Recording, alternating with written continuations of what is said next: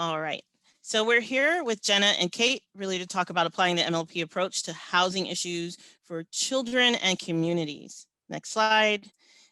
Both Jenna and Kate have their full bios in the welcome packets. If you haven't received that welcome packet, go ahead and shoot an email to April Daniels. Her contact information will be in the slide deck. We'll put it in the chat box in a moment, but we do have a welcome packet that we've emailed and it appears in Slack. But today we're really going to talk about that intersection of health and housing and the role that MLPs play for housing issues that impact children. And as Jenna and Kate will explain, from a policy initiative that was carried out in Chicago through the Health Justice Project, how those issues continue to play out in the community and what they're doing in terms of enforcement. And then they'll have some suggestions at the end and drive a discussion with us. So they'll highlight the Health Justice Project, which is based at Loyola University School of Law, and then those current challenges that they're facing, as well as some policy advocacy on increasing tenant protections. Jenna and Kate, I'm going to turn it over to you, and thank you. Great. Thanks so much for the introduction. It's really great to meet everyone and be a part of this interactive conversation. As Bethany mentioned, Kate and I are both work with the Health Justice Project at Loyola University School of Law. The Health Justice Project is a medical legal partnership with Erie Family Health Centers and Legal Aid Chicago. Erie serves low-income people in West and North Chicago and the northern suburbs. The Health Justice Project also recently launched a new medical legal partnership in Maywood, Illinois, in collaboration with Loyola Medicine and the Stritch School of Medicine, and that's led by our colleague Maya Watson, who I see is here today to join the conversation as well. Next slide. So we're going to be focusing today on issues related to health and housing. I'm not going to get into a lot of detail on this background research, as I know it's been covered in previous webinars, but just to give an overview, there's deep connections between health and housing. One major category of the connection between these two issues is substandard housing. So issues such as mold, lead, rodent and pest infestations, and how they impact individual tenants' health. There's also recent research on overcrowding, which of course leads to the spread of infectious disease like COVID-19. There's a wide array of laws that are designed to address substandard housing, but there's also, unfortunately, chronic under-enforcement of these protections, which leads to rampant unsafe housing conditions, often concentrated in low-income communities, and we'll discuss the racial disparities shortly. A second category of health and housing issues is those beyond the individual home level, but focusing on neighborhoods and communities. We know that affordable housing is often concentrated in neighborhoods that have lack of access to opportunity, maybe higher levels of environmental toxins, higher crime, fewer healthy food options, and all of these things lead to worse health outcomes, including conditions like asthma, violence, toxic stress, and obesity. And finally, there's a lot of recent research on the connections between unstable housing and evictions in particular on health. And we know that evictions themselves disrupt lives, cause lingering health effects for years, including depression, worsening physical health, higher stress.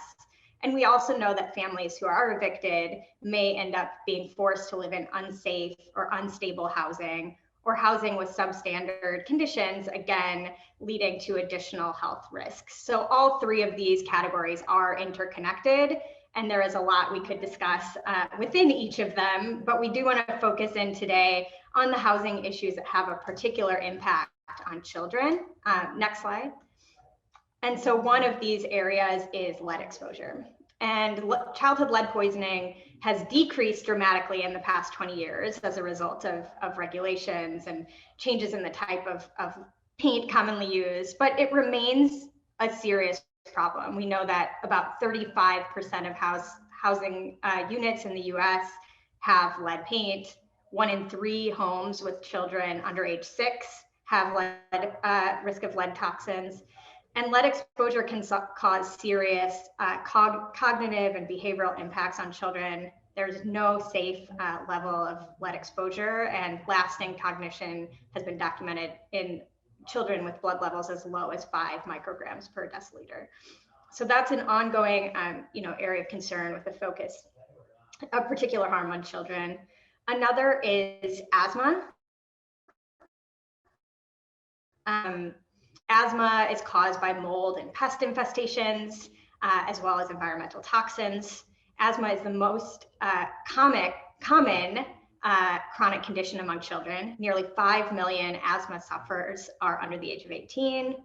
And we know that asthma is caused by substandard housing conditions, triggers such as mold, pest infestations, factors that we also know are more commonly found in rental housing. And then finally, there's research showing the unique harm that housing instability and homelessness have on children.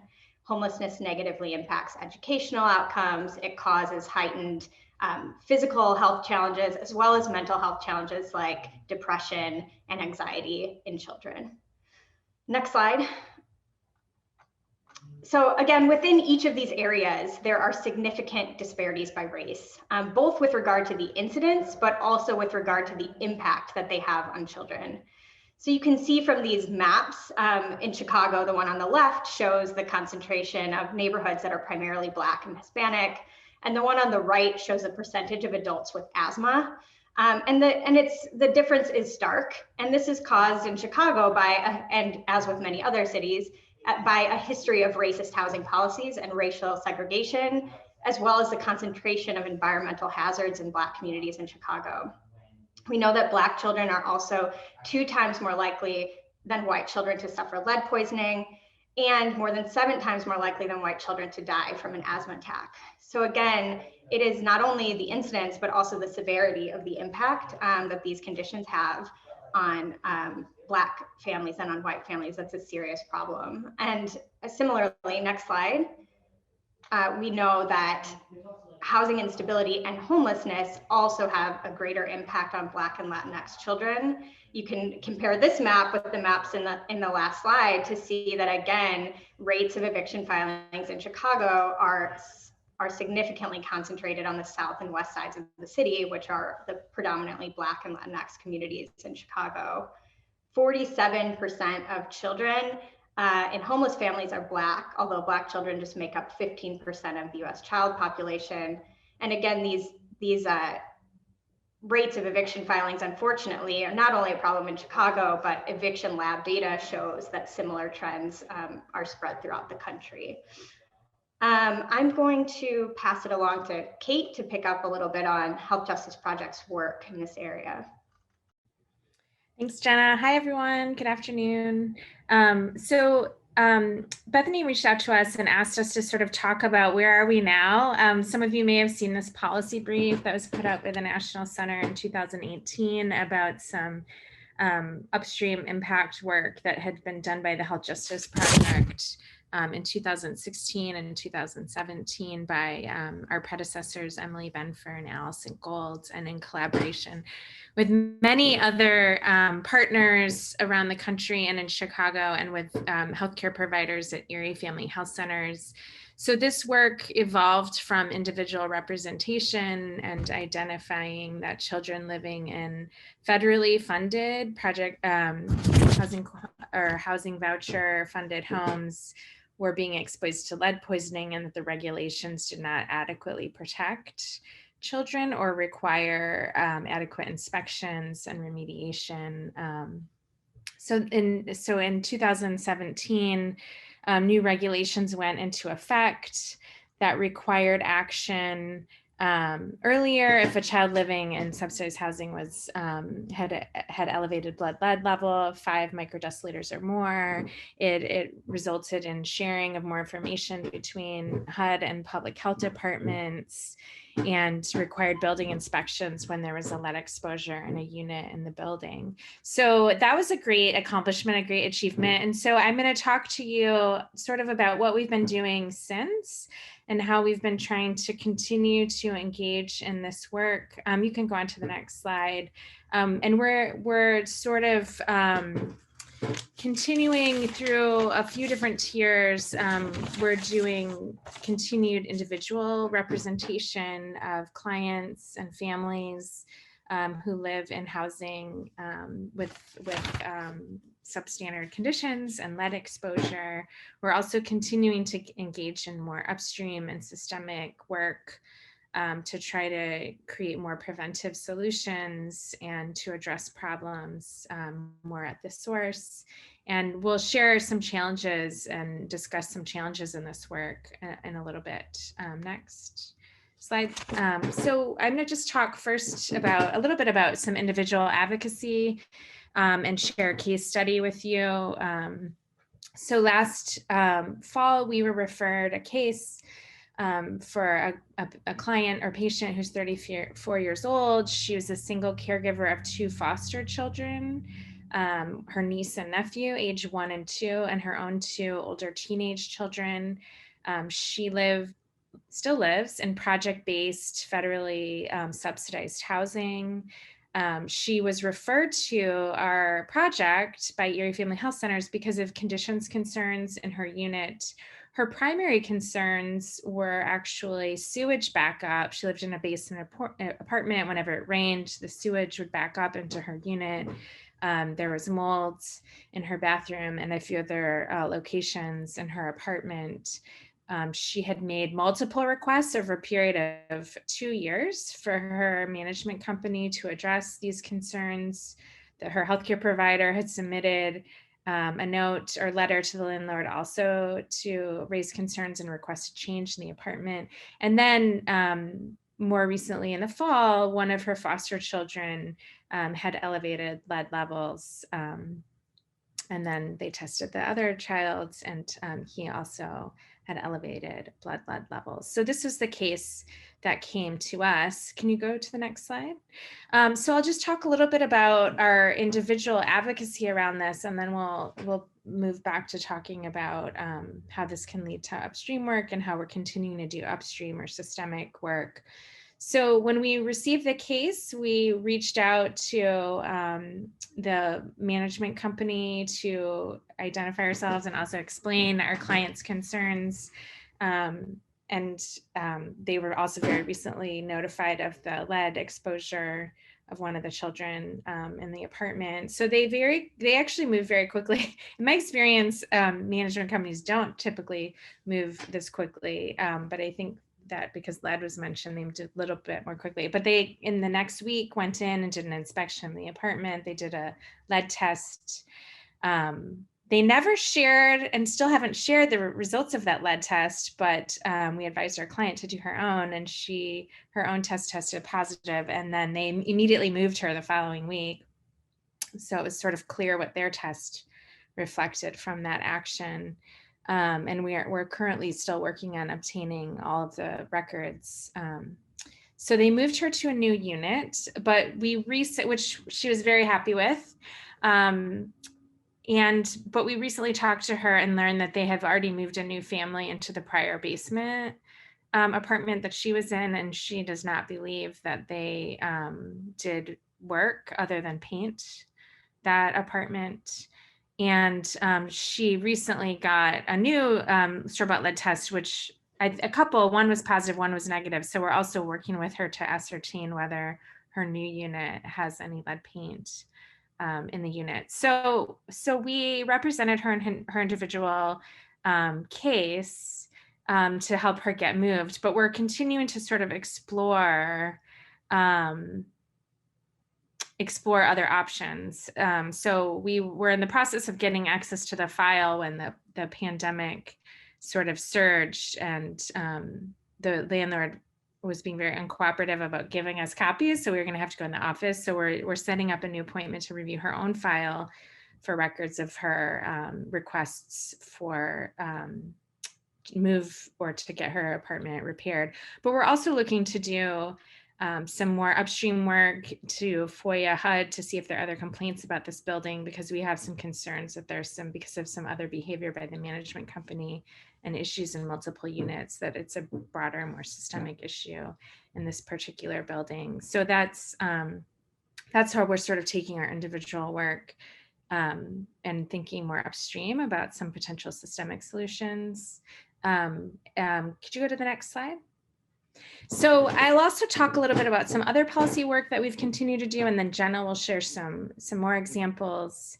In 2019, well, actually, I think it was 2018, the Illinois Department of Public Health proposed new rules regarding lead inspections and environmental inspections when children have elevated blood lead levels. And a lot of that centered around the CDC's change and recommended action from 10 microdeciliters to 5 microdeciliters. So we worked in collaboration with many different partners to submit comments in response to these new proposed rules. We worked really closely with our pediatric partners at Erie Family Health Centers to get their feedback on the rules. And I will say that because they knew that the feedback came from practicing pediatricians, the feedback that our partners, that we were able to convey on behalf of partners, were really considered, I would say, more strongly than our own proposals. So I think it's really important to be engaging health partners with the medical expertise in this process, commenting on rules like this.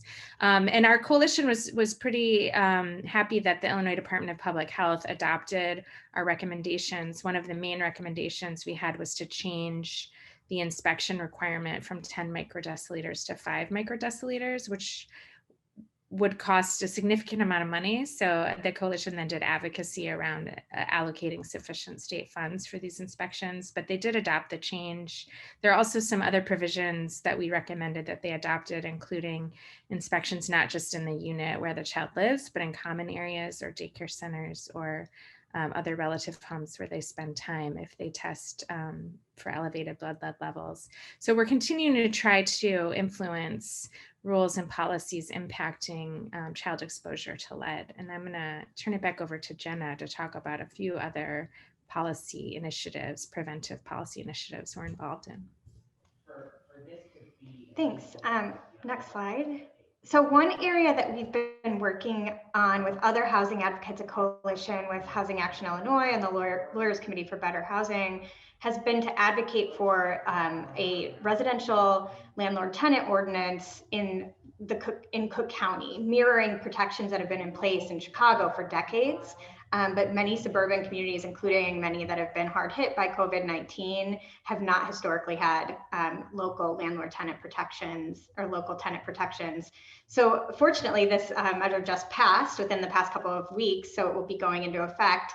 There's lockout provisions effective immediately, and in June, there will also be procedures for tenants in suburban Cook County to withhold rent, to pressure their landlords to make needed repairs. There's also notice requirements and protections against excessive late fees.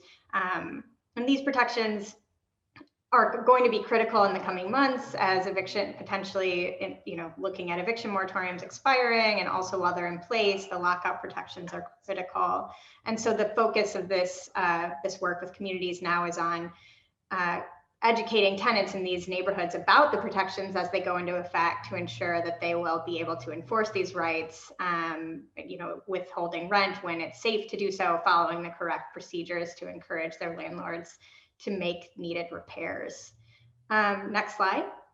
And another area we've been working on with my colleague, I see Eve Rips is here to join the conversation, she works with Loyola's Legislative and Policy Clinic, and has been leading an effort to pass a rental inspection ordinance in Chicago. The goals of this effort are really to catch substandard housing conditions before they rise to the level of harming tenants through a proactive systemic inspection ordinance. The coalition has really been working hard to also mitigate the privacy violations and risks of tenant displacement that often go along with inspection ordinances of this kind, and also working in close collaboration with impacted communities and tenant advocates and the city. There are still challenges to overcome around funding and around addressing these issues, but it's an important effort. And I think the coalition is feeling optimistic about what might happen in the coming months with that. And I'm sure Eve would be happy to discuss further in the breakout rooms when we get to that stage. Next slide.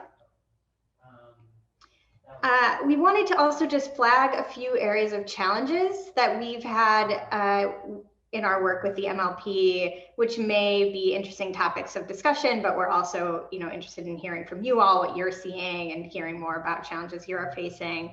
One that we've seen is working with undocumented immigrants to address substandard housing conditions. So while there are a range of protections in place, including the countywide RLTO going into effect and the protections currently in Chicago around protections against lockouts, procedures to withhold rent, we know that many of our clients are undocumented immigrants, many of whom are facing financial hardships and may not feel comfortable taking affirmative efforts to enforce their rights. And so, there's a struggle of sort of balancing, educating tenants about their rights and encouraging affirmative action when also recognizing that particularly vulnerable tenants may still find that the best decision for them is not to take that affirmative action at this time.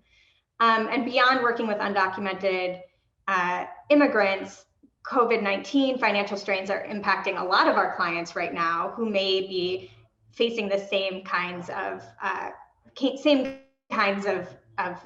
difficult decisions to choose between affirmatively enforcing their rights and potentially risking having to enforce them in court, or sort of waiting until they're in a more stable and less vulnerable position to take that action. I think I saw a question in the chat. Maybe the RLTO, the Residential Landlord Tenant Ordinance, sorry for using acronyms. That's the ordinance in place in Chicago to protect tenants, and there will be a similar one going into effect in Cook County. And so those are different depending on what municipality you're in, but there are often protections in place, including even just a warranty of habitability, protections that tenants have to enforce their right to safe and livable housing. And so sort of this push and pull between enforcing those rights and also keeping themselves safe and keeping a roof over their head during this challenging time. And then one other area of struggle we just wanted to mention is balancing individual advocacy with upstream advocacy. There are always clients coming to us with struggles and immediate deadlines. And so it's often difficult to prioritize our longer term goals of addressing the broader systemic issues. But we think this is a really important balance to strike because the experiences of our clients help inform our policy work, and our policy work helps address the struggles that we see our clients facing on a day-to-day level. So we would be interested to hear more from you all about striking that balance in your work and to talk more about what we've found to be the right balance with ours. I'll pass it along to Kate to talk about one other area of work we're engaged in. Do we have time for this, Bethany? I just we do. Go right. Okay, I just wanted to go ahead. I just wanted to share quickly in response to some increased needs around COVID-19 that we've sort of like taken our MLP model on the road, so to speak. So an interprofessional coalition between Loyola's medical school and School of Public Health and School of Law and communities have developed the COVID Equity Response Collaborative, Loyola. This collaborative was created because people involved in it observed that the Cook County Department of Public Health was neglecting communities in the near western suburbs who were disproportionately impacted by COVID-19, both in rates of infections and deaths, predominantly Black and Brown communities. And there weren't testing sites, there weren't resources, there weren't supports. So we created outreach testing programming. So we now have testing sites in 3 communities weekly where people can come for free testing. Because they had an MLP lawyer involved, we also developed social and legal needs screening. So every single person who comes to get tested completes a social and legal needs screening form. If they indicate a need, we call them back. So we have a group of VISTA volunteers, law students, medical students, and social work students who are calling people to follow up with them about their needs. And we're connecting them with resources such as rental assistance, information about public benefits, information about other financial supports for people who are immigrants and not eligible for public benefits, or other government funded supports during this time, and advice about eviction moratoriums, foreclosures, employment rights, et cetera. So we've made an effort to reach out to more community members who've been hardest hit by COVID-19 and spread the MLP love through providing additional and expanded resources and supports. And we'll also be serving these communities more intensely through our new medical legal partnership that just launched in Maywood last week. So. Great. Thank you, Kate. Thank you, Jenna. Let's go to general Q&A and see if some questions, if there are any additional questions in the chat box. I know folks, a couple of them, and some questions were answered already, just about the residential landlord tenant ordinance. Kate and Jenna will keep an eye on the chat box, but I wanted to pose an initial question for you all. I think we tried to get at. If you had to, I think for the folks on today's call, and this may come out in the breakouts as well, if you had to uplift one type of, if it's a low-hanging fruit or otherwise long-lasting, if you had to uplift one policy effort to address the housing insecurity issues that you continue to see in the communities that you serve, what are you going to would you venture to offer one low-hanging fruit policy initiative? That's a really hard question. I mean, I feel like one of the biggest underlying issues impacting access to healthy housing is affordability of housing. And so this is what forces our clients to move into substandard housing because that's the only housing that they can afford.